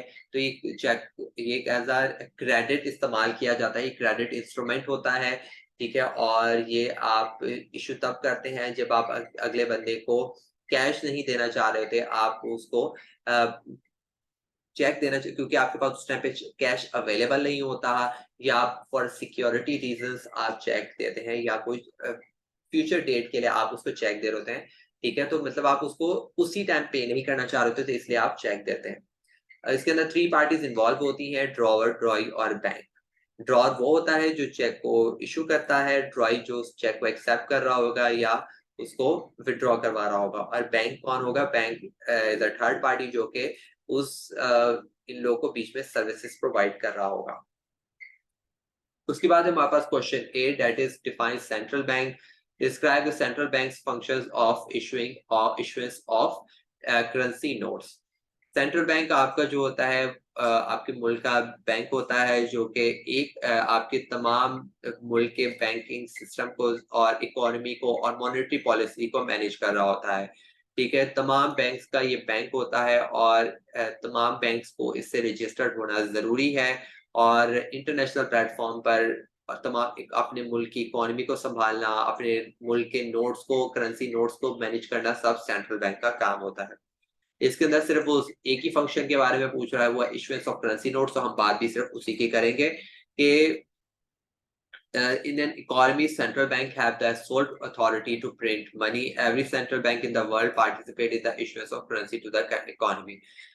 सिर्फ ये आपके मुल्क पे नहीं, ये तमाम मुल्क के अपने सेंट्रल बैंक्स की रिस्पॉन्सिबिलिटी होती है नोट्स को प्रिंट करना और उनकी क्रेडिट कंट्रोल को मेंटेन करना, कि कितनी नोट्स की जरूरत है, कितनी रिक्वायरमेंट है, कब नोट्स को वापस लेना है, कब नए नोट्स इशू करने हैं। ये तमाम की तमाम जो है ये रिस्पॉन्सिबिलिटी किनके कंधों पे होती है? सेंट्रल बैंक है।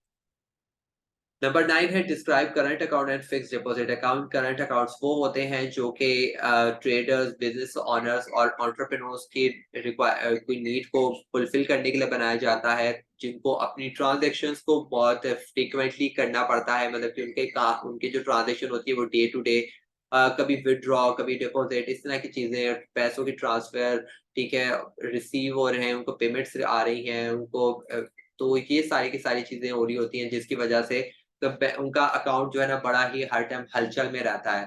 तो ये सारी की सारी फैसिलिटीज, इसलिए इनको करंट अकाउंट एक अलग से बनाया जाता है। इनके ऊपर बैंक कोई भी इंटरेस्ट रेट चार्ज नहीं, इंटरेस्ट रेट इनको नहीं देती है, ठीक है, और क्योंकि ऑलरेडी उनको काफी ज्यादा फैसिलिटीज प्रोवाइड कर रही होती है। सेविंग अकाउंट के अंदर क्या होता है कि ये रेगुलर डिपॉजिट्स होते हैं, मतलब कि आपके सेविंग्स को प्रमोट कर रहा होता है, कि अगर कोई इंसान अपनी सैलरीज को सेव करना चाह रहा है मंथली बेसिस पे, या अपने जिनके पास स्मॉल अमाउंट है, छोटी सी अमाउंट है, तो वो उसके ऊपर बैंक जो है उनको एनकरेज कर रहे होते हैं कि आप हमारे पास आए, पैसे जमा करवाएं, हम आपको इंटरेस्ट रहेंगे मंथली आपके पैसों के मुताबिक, जितने आप ज्यादा पैसे हमारे पास जमा करवाएंगे उतना आपका जो है इंटरेस्ट रेट उस लिहाज से आपको मिलता रहेगा। तो ये सेविंग अकाउंट्स होता है। Define online banking and right its importance. आपका आज का आपको पता है कि ऑनलाइन बैंकिंग का काफी ज्यादा ट्रेंड स्टार्ट हो गया है। ज्यादा इसका ट्रेंड स्टार्ट हुआ था आपके कोविड के दौरान। कोविड से पहले बहुत सिर्फ एक पढ़ा लिखा तबका ही इसको इस्तेमाल कर रहा था, लेकिन अब जो है इसकी नीड जो है काफी ज्यादा बढ़ चुकी है, लोगों में इसकी अवेयरनेस काफी ज्यादा बढ़ चुकी है। तो अब लोग काफी ज्यादा जो है ऑनलाइन बैंकिंग की तरफ आ गए हैं, कि अगर आपने जो आप इतनी लंबी लंबी लाइन में लग के बिल वगैरह पे कर रहे होते थे या पैसे डिपॉजिट करवा रहे थे, पैसे सभी भी आपको जाके ही डिपॉजिट करवाने पड़ते हैं। लेकिन आप विड्रॉ या ऑनलाइन ट्रांजेक्शन्स के लिए ये होता है कि अगर आपने पेमेंट्स करनी है ना, तो आपके लिए ऑनलाइन बैंकिंग बेस्ट है। ठीक है, तो इसका इस्तेमाल क्या होता है कि बड़ा क्विक एंड इजी होता है कि आपने पैसे मूव विद इन सेकंड्स आप कर सकते हैं कि अगर मैंने उस फला बंदे को पेमेंट करनी है तो मैं अपने एप्लीकेशंस आजकल अवेलेबल हैं तमाम बैंक्स की। ठीक है, तो आप उन तमाम एप्लीकेशंस के जरिए जो है आप जो है ट्रांजेक्शन्स को कर सकते हैं within a possible least possible time के अंदर अंदर।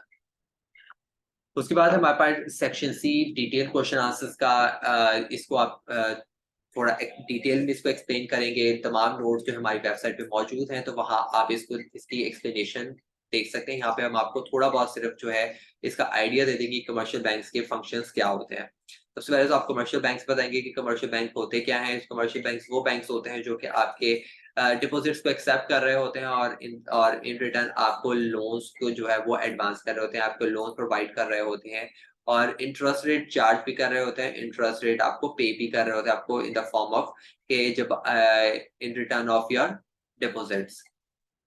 उसके बाद क्या है कि इसके प्राइमरी फंक्शंस क्या होते हैं कि सबसे मैंने आपको बता रही कि एक्सेप्ट लोन्स, आपके आपसे पैसे रिसीव कर रहे होते हैं, आपको लोन्स दे रहे होते हैं, क्रेडिट कैश दे रहे होते हैं कि मतलब आपको in the form of cash नहीं, अगर आपके अकाउंट में ट्रांसफर कर रहे हैं पैसे तो वो उसको क्रेडिट कैश कहा जाता है। सेकेंडरी फंक्शंस क्या होते हैं कि सबसे पहले सेकेंडरी फंक्शंस ये वो होते हैं जो कि प्राइमरी का एडवांस वर्जन, मतलब कि ये उनके लिए होते हैं जो उनके अकाउंट होल्डर्स होंगे। ठीक है, या ये स्पेसिफिक होते हैं कि स्पेशल केसेस में ये फंक्शन दिए जाते हैं। ठीक है, तो ये ज्यादातर इनके अकाउंट होल्डर्स के लिए होता है कि सबसे पहले आपने इनके पास अकाउंट होल्डर हैं, आप एचबीएल के, हबीब बैंक के या फैसल बैंक के, मिजान बैंक के, तो उसके बाद ही आपको फैसिलिटीज प्रोवाइड कर रहे होते हैं। ठीक है, सबसे पहले फैसिलिटी क्या होती है, सबसे मेन फैसिलिटी जो प्रोवाइड कर रहे होते हैं वो डिस्काउंटिंग बिल ऑफ एक्सचेंज की। कल को अगर आप कोई बंदा आपको बिल ऑफ एक्सचेंज आपने बनाया था किसी अपने एक सेलर और बायर के बीच में जो है एक बिल ऑफ एक्सचेंज बना था और कल को एक बंदे को जरूरत पड़ जाती पैसों की, तो वो बैंक जाके उसको डिस्काउंट करवा के पैसे ले सकता है। ओवरड्राफ्ट फैसिलिटीज की, अगर कोई बंदा जो है वो पैसे चेक लेके जाता है, ठीक है, और पता चलता है कि जैसे कि मैंने आपको डिसऑनर में बताया था कि अगर इनसफिशिएंट फंड होगा, तो अगर बैंक जो है आपको जानता होगा, आपकी गुडविल अच्छी होगी, ठीक है, आपकी जो बैंक हिस्ट्री होगी वो स्ट्रांग होगी, तो बैंक बोलेगा कि अगर आप कहें तो मैं आपको ओवरड्राफ्ट की फैसिलिटी दे दूं, इस बंदे को मैं पेमेंट कर देता हूं और जो बाकी की जो पेमेंट है वो आपकी एज अ लोन रख देता हूं और वो आप जो नेक्स्ट डिपॉजिट करवाएंगे तो उसमें से डिडक्ट हो जाएगी। तो ये ओवरड्राफ्ट फैसिलिटीज हर किसी को नहीं दी जाती, ये रिक्वेस्ट करनी पड़ती है या जो बैंक है वो बिजनेस पर्सनल्स को देता है। ठीक है, जिनकी एक अच्छी इमेज होती है, एक अच्छी अमाउंट वो लोग मंथली बेसिस पे या ईयरली बेसिस पे उस पे डलवाते रहते हैं, उनकी बड़ी स्ट्रॉन्ग ट्रांजैक्शन बैंकिंग हिस्ट्री होती है। सिक्योरिटीज बाइंग एंड सेलिंग, अब क्या हो रहा है कि वो अंडर राइटर की भी फैसिलिटी प्रोवाइड कर रहा होता है बैंक, कि आपके शेयर्स एंड बॉन्ड्स को खरीदना बेचना, ये सारी की सारी जो है फैसिलिटीज ये भी कमर्शियल बैंक ही कर रहा होता है। लॉकर फैसिलिटीज, आपको पता है कि लॉकर फैसिलिटीज किससे दी जाती है, आपके वैल्यूएबल आइटम्स को सेव करने के लिए। कोई गोल्ड है, कोई ज्वेलरी है, कोई डॉक्यूमेंट्स हैं जो कि आप घर पे नहीं रखना चाहते, तो आप जाके बैंक के लॉकर्स में जाके सेफली उनको रख सकते हैं। इशूइंग लेटर ऑफ क्रेडिट, के लेटर ऑफ क्रेडिट के बारे में इतना लॉन्ग टॉपिक बताया कि सारे के सारे ये भी कमर्शियल बैंक ही इशू कर रहे होते हैं।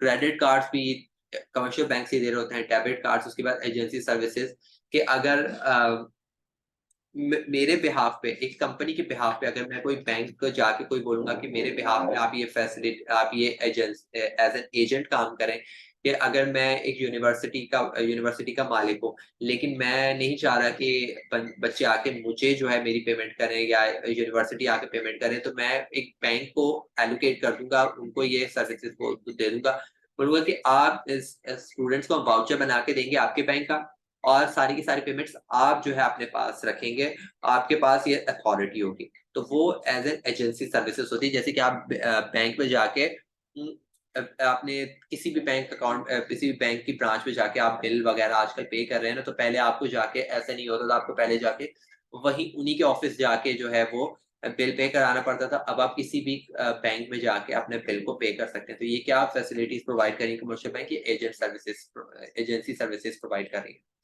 क्वेश्चन 2 है हमारे पास क्रेडिट कंट्रोल का, ये बहुत इंपॉर्टेंट टॉपिक है, तो स्टूडेंट्स आपने इसको जरूर समझना है, इसको छोड़ना नहीं है इस टॉपिक को।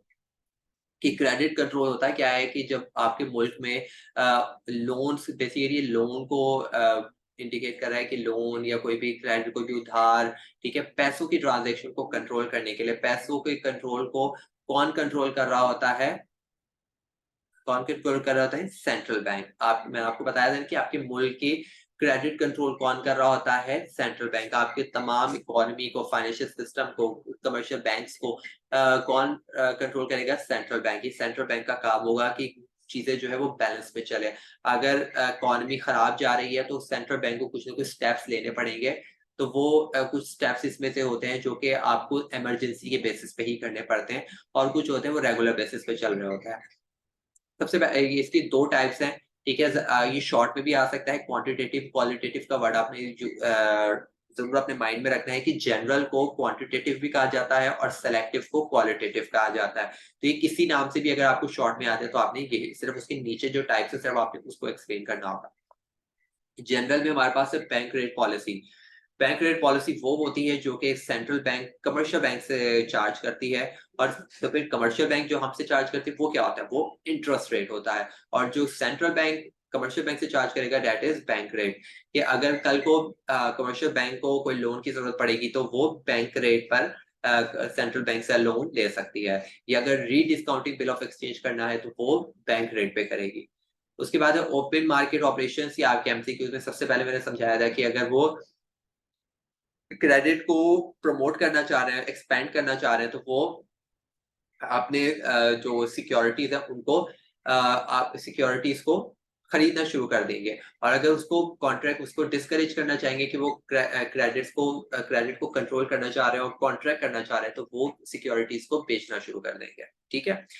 उसके बाद है change in the reserve ratio. अगर वो क्रेडिट को, मतलब वो चाह रहे हैं कि आप लोगों को उधार ज्यादा से ज्यादा दें, ज्यादा से ज्यादा बिजनेस को आप हेल्प करें, उनको अगर पैसों की जरूरत है आप उनको दें, तो वो क्या करेंगे, रिजर्व रेशो, मतलब कि जो बैंक के पास बैंक जो कमर्शियल बैंक से अमाउंट रखता है अपने पास, वो बोलेगा कि मैं तुमसे कम रेट पे, मैं बैंक मतलब कि कम रेशो पे तुमसे मतलब कि जो अमाउंट अगर तुमने 10 लाख रुपए रखवानी है, अब तुम 5 लाख रुपए रखवाया करो। जो 5 लाख है वो तुम लोगों को दो, क्रेडिट दो लोगों को। तो यहाँ पे वो एनकरेज कर रहा होगा क्रेडिट को।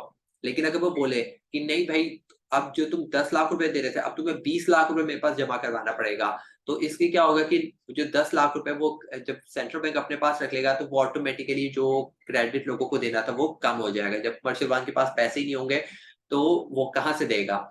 तो राशनिंग इन और रैशनिंग ऑफ क्रेडिट, कि अगर सेंट्रल बैंक अगर कमर्शियल बैंक के ऊपर ये रिस्ट्रिक्शन लगा देता है कि आप इससे ज्यादा जो है क्रेडिट नहीं दे सकते, ठीक है, इसके अंदर अंदर रह के ही आपको क्रेडिट देना पड़ेगा, इससे ज्यादा आप लोगों को फाइनेंस नहीं कर सकते। तो ये ज्यादातर तब होता है जब आपकी इकोनॉमी बहुत ज्यादा खराब हो रही होती है और काफी ज्यादा हद से ज्यादा जो है लोगों को क्रेडिट दे चुके होते हैं, तो वहां पे जो है सेंट्रल बैंक जो है एक रिस्ट्रिक्शन लगा देता है। सेलेक्टिव के अंदर क्या होता है कि मॉरल परसुएशन के, अगर आप जो अपनी काउंसलिंग दे रहे होते हैं कमर्शियल बैंक्स को, ठीक है, उनकी हेल्प आउट करने में कि आपने क्रेडिट को किस तरीके से कंट्रोल करना है। डायरेक्ट एक्शन के अंदर ये होता है कि अगर आप उनकी बात नहीं सुन रहे हैं, ठीक है, आप फिर भी लॉज को वायलेट कर रहे हैं, उनके रूल्स एंड रेगुलेशंस को वायलेट कर रहे हैं, तो वो जो है कमर्शियल बैंक, सेंट्रल बैंक जो है वो आपके खिलाफ जो है वो कार्रवाई कर सकता है, आपके अगेंस्ट एक्शन ले सकता है, आपके तमाम ट्रांजेक्शन को स्टॉप कर सकता है, ठीक है, और इसके बाद ये तमाम राइट्स मौजूद होते हैं। पब्लिसिटी के अंदर क्या होता है कि सेंट्रल बैंक जो है तमाम मैगजीन्स, न्यूज़पेपर्स, चैनल्स के जरिए जो है अपनी तमाम डिटेल्स जो है वो लोगों तक पहुंचाता रहता है कि ये तमाम बैंक्स किन किन पोजीशंस पे पहुंचे हुए हैं और हमारी इकोनॉमी का क्या हाल है। तो अगर किसी स्पेसिफिक बैंक के बारे में बताना होता है उसको, तो वो उसके अंदर भी बताता है। तो अगर कोई बैंक बहुत अच्छी पोजीशन पर है तो वो उसके बारे में बताएगा कि ये इस साल का ये बेस्ट बैंक है। तो जैसे आप लिखा होता है ना बैंक से कि ये साल का बेस्ट बैंक है, तो वो सेंट्रल बैंक ही बता रहा होता है। तो अगर कोई बैंक जो है वो किसी कुछ रूल्स को वायलेट कर रहा होगा, तो अगर बैंक सेंट्रल बैंक की हट गई, तो वो उसके बारे में अच्छा खासा बुरा लिख सकता है और लोगों की नजर में उस बैंक की इमेज बहुत ज्यादा खराब होगी। तो इसकी वजह से कमर्शियल बैंक बहुत डरते हैं कि सेंट्रल बैंक हमारे खिलाफ कुछ लिख ना दे। ठीक है, तो ये कुछ टाइप कुछ इसके मेथड्स है। ठीक है, क्रेडिट कंट्रोल के, तो ये आपने पढ़ने होंगे और इसको याद रखना होगा क्योंकि ये आपको बहुत ज्यादा इंपॉर्टेंट है। आप इसके पास इसको स्टार लिख लें कि स्टार कर दें इस टॉपिक को कि ये आपके पक्का एग्जाम में इंशाल्लाह आएगा ये टॉपिक, और ये आसान टॉपिक है, मुश्किल नहीं है। जब आप इसकी एक्सप्लेनेशन पढ़ेंगे तो बहुत ईजी है।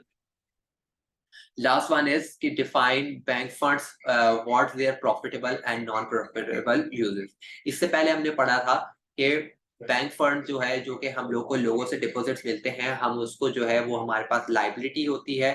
ठीक है, अब हमने उनको इस्तेमाल कैसे करना आता है। ठीक है, तो उसके अंदर ये था कि इस्तेमाल करने से पहले के प्रिंसिपल्स कि आपने उनको यूज करते हुए किन चीजों का ध्यान रखना है। अब ये है कि उनको इस्तेमाल कहाँ पे करना है, कैसे इस्तेमाल करते हैं आप उन पैसों को। तो आप उनको 2 जगह पे इस्तेमाल कर रहे होते हैं, नॉन प्रॉफिटेबल भी यूज़ कर रहे होते हैं और प्रॉफिटेबल भी यूज़ कर रहे होते हैं। ऐसा नहीं है कि आप कहेंगे नॉन प्रॉफिटेबल क्यों यूज़ कर रहे हैं, ये भी रिक्वायरमेंट होती है और प्रॉफिटेबल यूज़ पे भी रिक्वायरमेंट होती है। नॉन प्रॉफिटेबल क्यों रिक्वायरमेंट होती है, क्यों हम लोग यहाँ पे इस्तेमाल करते हैं, क्योंकि अगर आप एक ऑफिस में बैठे हुए, कंपनी बना के बैठे हुए, तो आपको उसके फिक्स एसेट्स खरीदने पड़ेंगे। बिल्डिंग, फर्नीचर, लैंड, उसके जो भी तमाम इक्विपमेंट्स खरीदने के लिए आपको पैसे लगाने पड़ेंगे। ठीक है, आपको उससे डायरेक्ट कोई बेनिफिट नहीं होता। बिल्डिंग से आपको कुछ पैसे प्रॉफिट नहीं, और आपके सिर्फ पैसे ही लग रहे हैं उस पे। ठीक है, तो ये नॉन प्रॉफिटेबल यूज होगा। मेंटेनिंग कैश रिजर्व, कि अगर एक बंदे ने मुझे 10 लाख रुपए जमा करवा गया मेरे पास। अगर वो कल को मुझे बोलता है कि मुझे 10 लाख रुपए विथड्रॉ करवाने, तो मैं कहाँ से दूँगा? मैं तो उसके इन्वेस्ट कर चुका हूँगा। तो इसकी वजह से बैंक जो है अपना कैश रिज़र्व मेंटेन रखती है, कुछ इतनी अमाउंट अपने ब्रांच में रखती है, अपने बैंक में रखती है कि कल को कोई कस्टमर हमारे पास आता है, तो विथड्रॉ के लिए तो हम उसको पेमेंट कर सकें। ठीक है? क्योंकि अगर लोग पैसे जमा करवा रहे थे, लोग विथड्रॉ भी करवा रहे हैं पैसे। ठीक है, तो इसकी वजह से बैंक सारे के सारे पैसे जो है वो इन्वेस्ट नहीं कर सकता। उसके बाद है bank reserve at the central bank. जिस तरीके से उसके पास उसको अपने पास कैश रिजर्व रखना पड़ता है, तो उसको कुछ अमाउंट सेंट्रल बैंक के पास भी रिजर्व रखना पड़ता है, जिसको हम बैंक रिजर्व बोलते हैं। और वो कुछ अमाउंट जो है वो सेंट्रल बैंक सिक्योरिटी के लिए रखता है। ठीक है, जिस तरह आप अपनी सिक्योरिटी के लिए रख रहे हैं, तो इस तरह सेंट्रल बैंक पब्लिक की सिक्योरिटी के लिए, मुल्क की सिक्योरिटी के लिए आपसे कुछ जो है तमाम बैंक से एक फिक्स अमाउंट जो है या कुछ रेशियो में अमाउंट आपके पास रखता है, ताकि जो है कल को ये बैंक जो है अगर ये अनेबल हो कि ये कुछ कुछ ऐसे केसेस में फंस जाए, कुछ ऐसी अ, बुरे हालात हों या बैंकरप्ट हो जाए। ठीक है, इसके पास 1 रुपया भी ना बचे, इसके पैसे फंस जाएं, तो ये मेरे पास कुछ अमाउंट हो के मैं लोगों के पैसे रिकवर कर सकूं। उसके बाद है हमारे पास प्रॉफिटेबल यूजेस। प्रॉफिटेबल यूजेस में सबसे पहले है लैंडिंग, कि वो लैंड कर रहा होता है, मतलब लोन्स के जरिए वो पैसे सबसे ज्यादा कमा रहा होता है। तो उसके अंदर कॉल लोन्स होते हैं, डिफरेंट डिफरेंट किस्म के लोन्स वो कर सकता है। कॉल लोन्स होते हैं जो कि बहुत ही शॉर्ट टर्म लोन्स होते हैं, कि डे टू डे या कि 1 महीने के लिए, 2 महीने के लिए, 3-4 महीने के लिए। ठीक है, विद इन ईयर जो भी होता है। जैसे कि मैं आपको बताया कि ओवरड्राफ्ट की फैसिलिटी भी वो लैंडिंग के अंदर आती है, क्योंकि वो आपको उधार दे रहा है शॉर्ट पीरियड ऑफ टाइम के लिए, कि आप जब कल को दूसरी पेमेंट करवाएँगे तो मैं आपकी ये वाली पेमेंट काट लूँगा, क्योंकि यहाँ पे मैंने आपके कस्टमर को जो है वो जाने नहीं दिया था। क्योंकि अगर आपको पता है कि ये बहुत बड़ी चीज़ हो जाती है कि अगर किसी का चेक डिसऑनर हो जाए, तो वो बंदा आप पे केस भी कर सकता है। तो यहाँ पे बैंक जो है जब आपको ओवरड्राफ्ट की फैसिलिटी देके आपकी उस टाइम को आपकी मुसीबत को आपके गले से उतार देता है, बैंक ड्राफ्ट की फैसिलिटी देकर। ठीक है, डिस्काउंटिंग बिल ऑफ एक्सचेंज की, अगर आपको कल को पैसों की ज़रूरत पड़ती है, तो आप अपना बिल ऑफ एक्सचेंज बेचकर सेंट्रल बैंक से डिस्काउंट करवा सकते हैं। तो डिस्काउंट का क्या मतलब होता है कि वो एट द एंड आपसे डिस्काउंट, जो डिस्काउंट का मतलब ये होता है कि वो आपसे कुछ चार्ज ले रहा है, आपसे कुछ अमाउंट ले रहा है in return of discounting bill of exchange. Investment कर रहा होता है वो डिफरेंट डिफरेंट जगह पर। वो क्या होता है, गवर्नमेंट सिक्योरिटीज हो सकती हैं, business different different business ventures हो सकते हैं, उनके शेयर्स एंड बॉन्ड्स खरीद कर। ठीक है, तो इन्वेस्टमेंट ये इसी तरीके से करता है कि शेयर्स का बेचना या उनका खरीदना। ठीक है, तो ओपन मार्केट में ये तमाम कुछ फैसिलिटीज होती हैं जिसके जरिए बैंक जो है अपने प्रॉफिट को अर्न कर रहा होता है। फिर जब वो अर्न करता है तो उसके बाद से जो उसका कुछ रेशियो होता है वो फिर अपने कस्टमर्स के साथ, जिसके साथ उसने वादा किया होता है कि वो इनको इंटरेस्ट रेट देगा, तो उस लिहाज से उनको मंथली, ईयरली, क्वार्टरली उनको वो प्रोवाइड कर रहा होता है। इनकी तमाम टॉपिक की जो है वो डिटेल हमारे लेक्चर्स में मौजूद है। आप वहां से जाके इसको डाउनलोड कर सकते हैं। स्टूडेंट्स, ये था आज का टॉपिक। अगर आपको कोई भी चीज समझ में नहीं आई है, कोई चीज मिस कर गए, तो आप हमारे साथ व्हाट्सएप कम्युनिटी पे भी ज्वाइन होकर हमसे सवाल कर सकते हैं। वैसे मैंने ईच एंड एवरीथिंग जो भी इस 5 ईयर के अंदर थी, मैंने तमाम जो आपको एक्सप्लेन कर दी है इस ईयर में 2019 में। तो स्टूडेंट्स, इंशाल्लाह अब नेक्स्ट वीडियो में हम 2018 के बारे में डिस्कस करेंगे, तो हमारे चैनल पे जुड़े रहिएगा और सब्सक्राइब कर दीजिएगा अगर आपने अभी तक इसको सब्सक्राइब नहीं किया। तो इंशाल्लाह मिलेंगे नेक्स्ट वीडियो में नेक्स्ट टॉपिक के साथ। तब तक अपना बहुत ज्यादा ख्याल रखें। अल्लाह हाफिज स्टूडेंट।